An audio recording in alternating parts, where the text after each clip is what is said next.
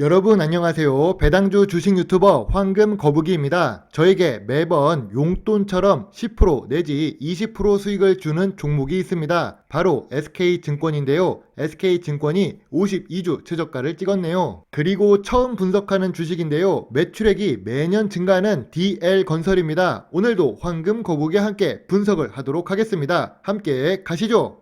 다른 주식을 매수하고 남는 동전으로도 살 수 있는 SK증권입니다. 1000원 지폐 한 장보다 더 낮은 주가를 기록하고 있는데요. 참고로 황금거북이는 오늘 800원에 매수했습니다. 이름 그대로 증권업에 속해 있는데 동전 주식이라서 거래가 많은 편입니다. 하지만 시가총액으로 보면 3,800억이 넘는 중형 주식이지요. 재무제표를 보겠습니다. 매출액이 2019년에 비해 2020년 2배가 되었습니다. 크게 매출액이 증가한 이유가 무엇일까요? SK증권은 말 그대로 주식시장이 좋아져서 예탁금이 많아지면 상승합니다. 다만 2020년에는 공격적으로 비대면 회원 가입을 하면서 마케팅 비용이 발생했기 때문에 영업이익이 감소를 했지만 결국 2021년에는 좋은 수익으로 돌아오게 되었죠. 조금 아쉽다면 2022년에는 주식시장이 좋지 않으니 영업이익이 감소한 상태입니다. 3년 동안의 주봉 차트를 보겠습니다. 2020년 말 그대로 주식시장에 불이 붙으며 관심이 증가했습니다. 한때 1,300원도 기록하고 1,200원도 기록했었는데요. 다시 지폐에서 내려와 동전 주식이 된 상태입니다. 저는 800원 초반에 이미 2번이나 매수를 했고 2번이나 매도를 해서 수익을 실현한 적이 있습니다. 다만 멀리서 보면 주가가 2019년 저점 600원이 남아 있어서 조금 더 하락할 수는 있어도 지금 800원이라는 주가는 저평가 구간이라고 할 수 있지요. 증권 업종 시가총액 1위를 기록하고 있는 미래에셋증권의 차트와 SK증권의 차트를 보면 모양은 비슷하게 흐른다는 것을 알 수 있습니다. 결국 시가총액이 낮은 증권 주식이나 시가총액이 높은 증권 주식이나 코스피 지수와 함께 움직인다는 것을 알 수 있지요. 이런 것이 바로 투자 체크 포인트입니다.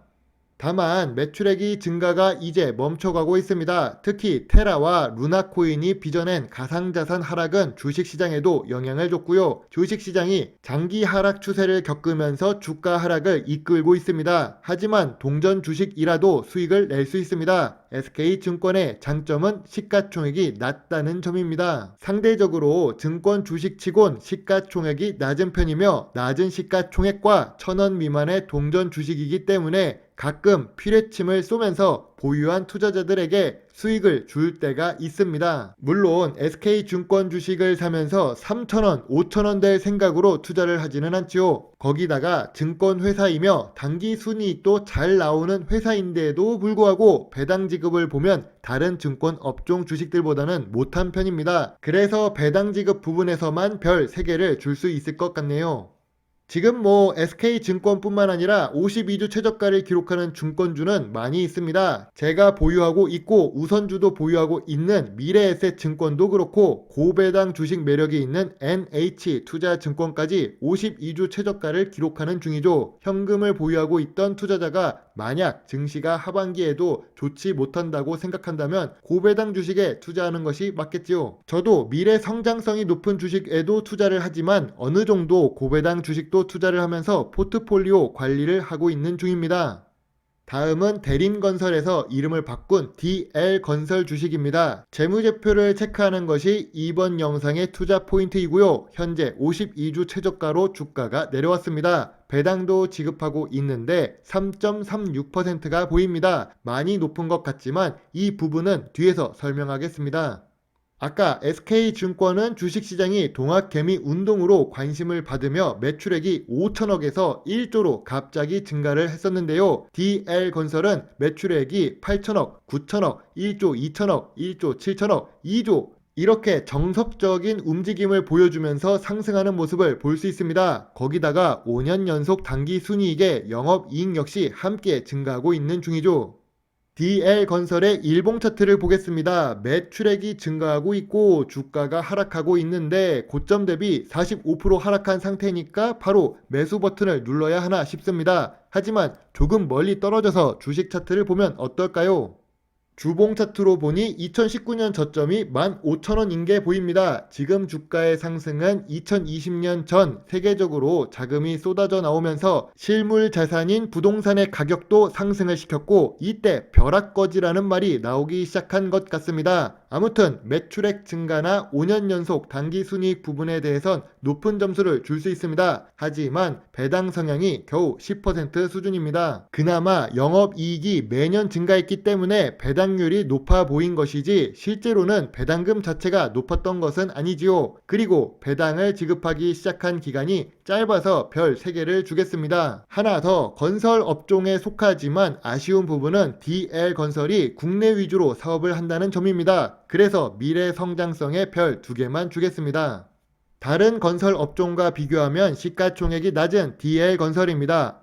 물론 모회사 DLENC와 합치면 시가총액 순위 5위를 기록할 수 있죠. 그러니까 DL건설 자체만의 시가총액만 보고 투자를 하면 되지 않겠지요. 하지만 외국인은 돈을 잘 버는 회사를 좋아합니다. DL건설의 주당 순이익이 낮고 배당 수익률이 낮으며 외국에 수출하는 사업을 하지 않으니까 외국인들이 지분을 적게 보유하고 있습니다. 현대건설이나 삼성 엔지니어링을 보면 쉽게 구분할 수 있지요. 삼성 엔지니어링은 제가 13,000원에 매수를 해놓고 수익을 낸 기억이 있는데 지금은 조금 고평가 구간으로 올라가서 손을 대지 못하는 주식입니다. 아무튼 시가총액이나 외국인 지분율, 주당 순이익은 좋지 못해도 전통적 투자 기준인 PER과 PBR에서는 월등히 좋은 점수를 낼 수 있습니다.